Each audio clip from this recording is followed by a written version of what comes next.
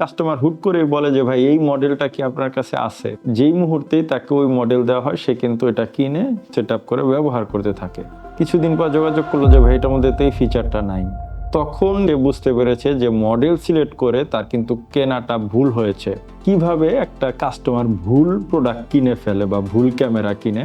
তো এই জন্য আমরা বলি যে আপনি যেই ফিচারগুলো চান সেইগুলোর একটা তালিকা করবেন যে ভাই আমার হিউম্যান ডিটেকশন দরকার, আমার মোশন ডিটেকশন দরকার, আমার পেট ডিটেকশন দরকার, মানে ইনডোরের দরকার, আপনার IP66 রেটিং দরকার, ক্যামেরা কোথায় সেট করবেন, 4G ক্যামেরা লাগবে না ওয়াইফাই ক্যামেরা লাগবে, এই বিষয়গুলো আপনি চিন্তা করবেন। আপনার এই সুবিধা আছে, এই ক্যামেরাগুলো আমাকে দেন, ঠিক আছে।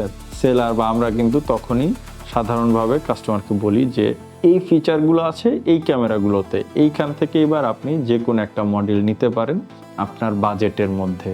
তো এইভাবে যদি ক্যামেরা কেনা যায় বা এইভাবে যদি কাস্টমার ক্যামেরা কেনে, সেক্ষেত্রে কিন্তু দিন শেষে তারাই বেশি লাভবান হবে, কারণ তার যে ফিচারগুলো দরকার সেটা কিন্তু সে এখানে পেয়ে যাচ্ছে।